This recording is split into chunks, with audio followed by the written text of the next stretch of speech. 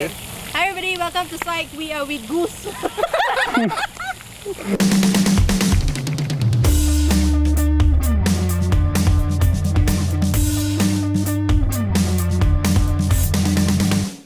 Hi everyone, welcome to Psyched on the Streets. I'm Andrea and this is Esther, and we have Farha, and this is Alyssa, and we're from Psyched, and we're here at University of Nottingham, Malaysia.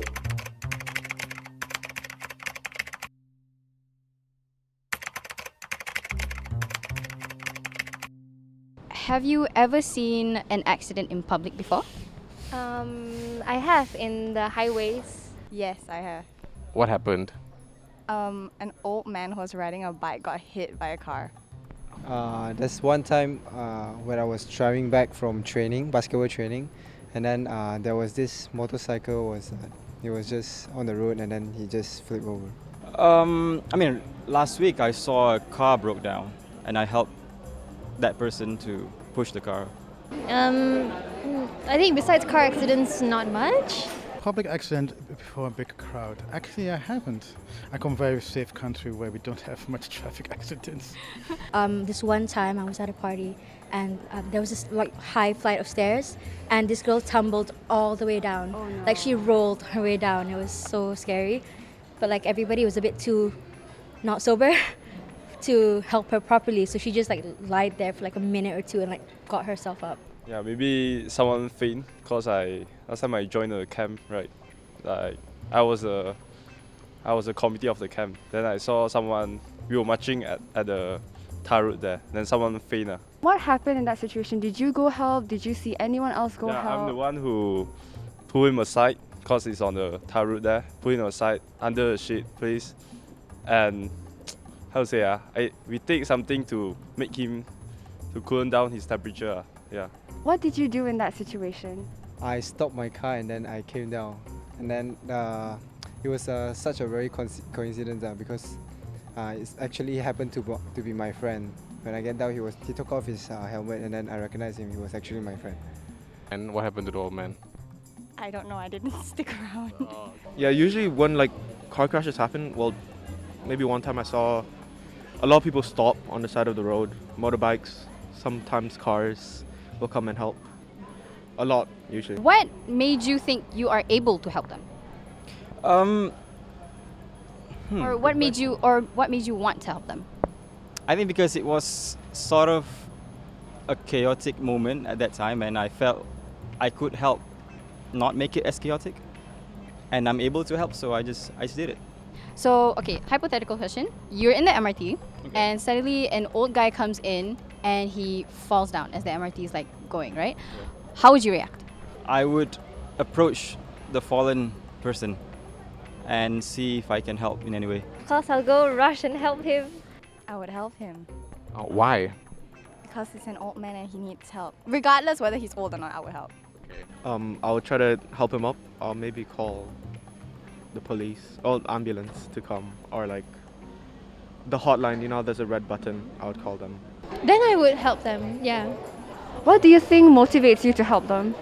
I think just generally trying to be nice to that person and making the community a bit better. I think kindness is very important.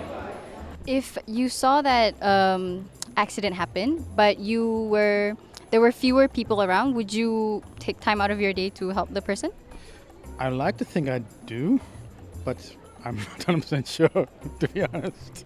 If you were in the position to not help, what do you think would be the factor? Why do you think you personally would not help? Probably if that uncle looks suspicious, if he's faking it, if I think he's faking it, I probably won't go and help. So for your safety, you wouldn't help the person lah. Yeah. So this interview is basically about the bystander effect. Okay. So you mentioned about sometimes other people are more experienced in helping.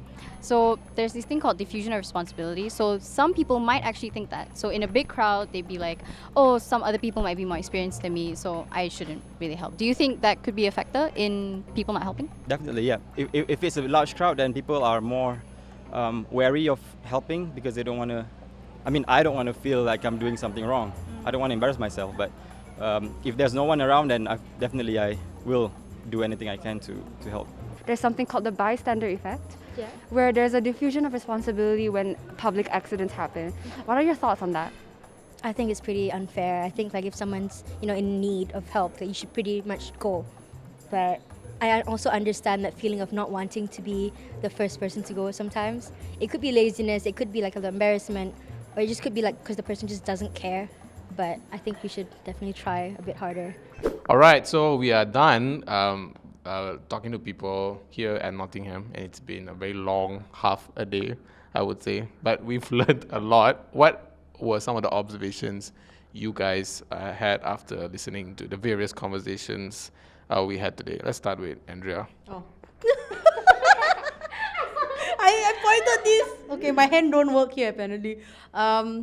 I think it's interesting that most people would either jump into help because they were taught to do so. So people just automatically either do it out of like default response, or they just don't. And also the situation that we gave was an old man, right? So we talk about it. I mean, it's very common sense, but it's also in psychology, right? It says that we tend to help people who are more vulnerable than us. Old people, kids, people who are, in wheelchairs. Those are people that we pay much more attention to versus a super buff guy who falls down.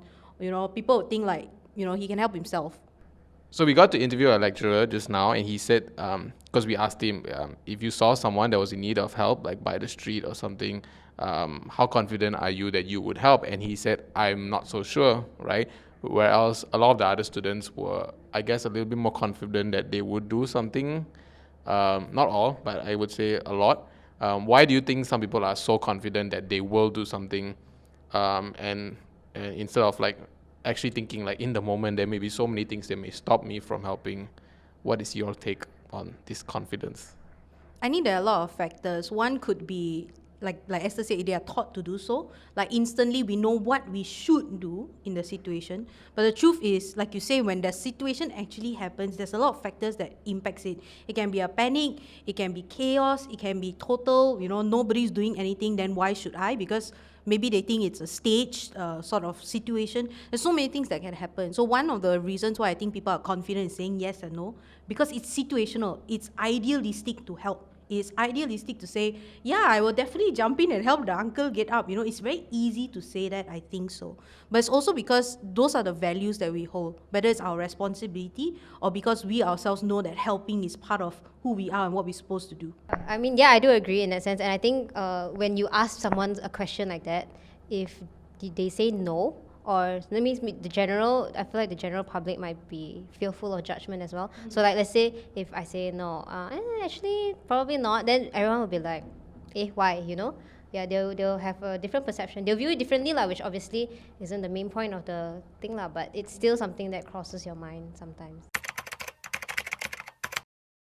There were a lot of things that was running through my head because we weren't doing the interviews this time. So there was a lot of observation points that I can mention. So for example, some of the people who said, yeah, it depends on the situation, assessing the situation, right?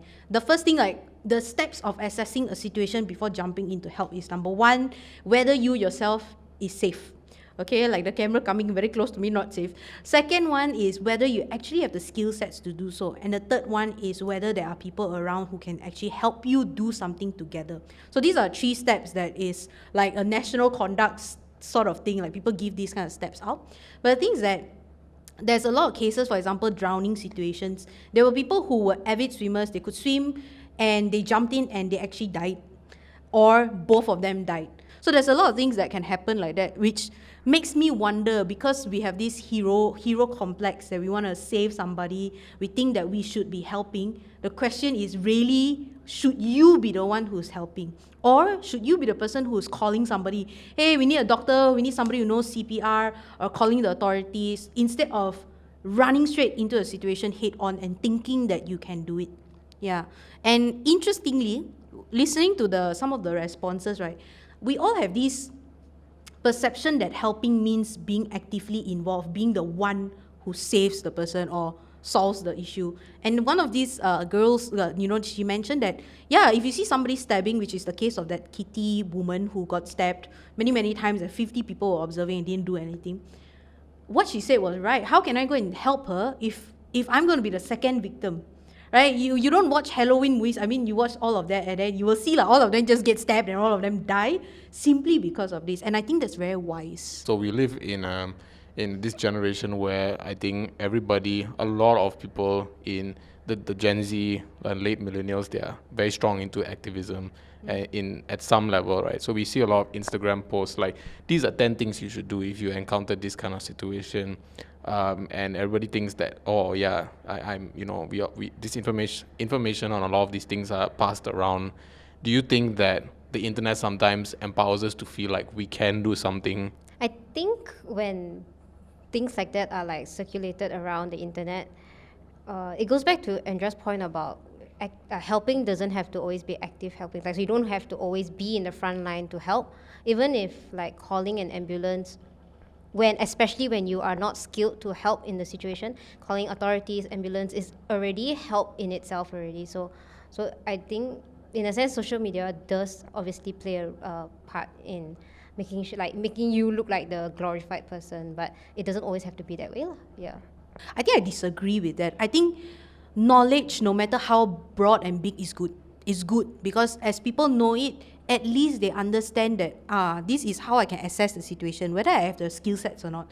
It's not as simple as, like, for example, I was reading about the Itaewon case and who was helping, who wasn't helping, and what was happening in that situation, right? So there were actually people who called the police and said that the crowd is getting out of control at around 9 p.m., right? And the crush happened at 10 something.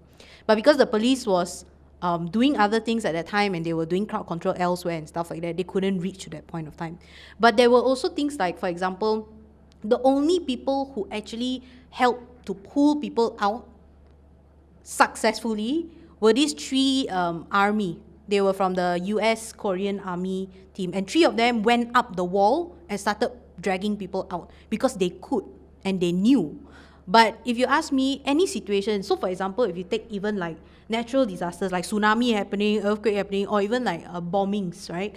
You will see that it is a natural instinct for us to survive first. We have no time to help somebody on the floor. The first thing we'll do is run. And I think people should take away that judgment of like, why didn't you help somebody on the ground? If we were to put anybody in that situation, 90% of the time, that's what I think, people would still protect themselves first, and it's a natural instinct. So the next time, I think this is for people on the internet. So I'm okay with people who are like, for example, on TikTok, there were a lot of people educating people about what a crowd crush is and how do you actually avoid it, right? So for example, putting your hands in front of you when the crowd is getting very tight. So there were a lot of things like this for me was very useful in case I was in the situation. But there were also some influencers or content creators out there who were very judgmental when they produced that content. So they'll say like, yeah, there are people who are not helping, and this is how you can help. So for me, that is a bit, it doesn't do anyone good. It just creates this environment that we are going to judge somebody who's trying to save themselves versus saving somebody else, instead of giving actual steps to actually save yourself first. It's the same thing as in an aeroplane. The first thing you do is put the mask on yourself. It's very simple. But I disagree when content creators out there put a certain judgment on people who didn't help each other and made the situation worse. In a panic situation, you most likely will do the same. You would most likely want to push forward in a crowd because you think that that's an escape route. One of the things that I observed that in all the answers that we got from today is a lot of people talk about moral obligation, values, doing as they were taught and stuff. But not many people, when you ask like why would you help or why do you help, talk about like things about like compassion or I felt sorry. Do you think like in this day and age where, again, going back to the internet, we read about so much tragedy all the time, and if you live in the city, you see things happen all the time. Do you think there is a certain amount of desensitization that we've gone through that we've learned we've just stopped feeling about a lot of things, and now we're just very worried about maybe what people think about us or our moral obligation or curing our own guilt? I think it comes down to this. Personally, this is my take on it. It's the same question I ask myself. If people, it's like altruism, right? When people help, is it for themselves? Do they feel good about it?